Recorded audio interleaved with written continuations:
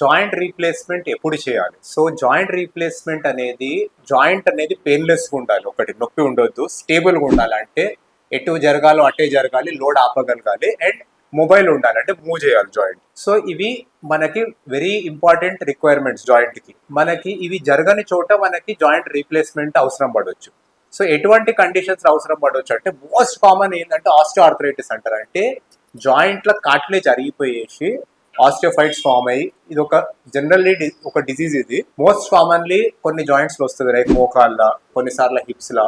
Most common reasons is osteoarthritis. ఎందుకంటే cartilage ఒక్కసారి damage అయ్యింది, యూజువల్లీ అంత పర్ఫెక్ట్ హీల్ అవ్వదు. అండ్ ఎక్స్టెన్సివ్ కార్టిలేజ్ డ్యామేజ్ ఉంటే మనకి జాయింట్ రీప్లేస్మెంట్ ఫైనల్ గా మన బెస్ట్ ఆప్షన్ ఉండొచ్చు. సో ఒకటి ఆస్టియో ఆర్థరైటిస్. ఇంకొన్ని ఇన్ఫ్లమేటరీ ఆర్థరైటిస్ అంటారు. అంటే కీళ్ళ వాతం ద్వారా వచ్చే cartilage loss, like rheumatoid arthritis కానీ ఇంకేమైనా టైప్ ఆఫ్ ఇన్ఫ్లమేటరీ ఆర్థరైటిస్ కానీ, దాని వల్ల కూడా కార్టిలేజ్ డ్యామేజ్ ఉంటే పర్మనెంట్ గా చాలా సివియర్ కార్టిలేజ్ డ్యామేజ్ ఉంది, painful unstable joint, immobile joint అయ్యింది అంటే జాయింట్ రీప్లేస్మెంట్ అవసరం పడుతుంది. ఇంకొన్ని సార్లు సెప్సిస్ వల్ల, అంటే జాయింట్ ఇన్ఫెక్షన్ వల్ల కార్టిలేజ్ పోతుంది. సో యాక్టివ్ గా సెప్సిస్ ఏ డౌట్ ఉన్నా కూడా మనం రీప్లేస్మెంట్ చేయం. కానీ ఇంతకు ముందు వచ్చిన సెప్సిస్, ఇంతకు ముందు వచ్చిన ట్యూబర్క్యులోసిస్ వచ్చి కంప్లీట్ హీల్ అయిపోయింది, కానీ సీక్వెలే ఉన్నాయి. అంటే జాయింట్ అన్స్టేబుల్గా ఉంది, కార్టిలేజ్ కంప్లీట్ లాస్ ఉంది, ఫ్యూజ్ అయిపోయిన జాయింట్స్, వీటిలలో జాయింట్ రీప్లేస్మెంట్ మనకి పనికొచ్చే ఆప్షన్స్.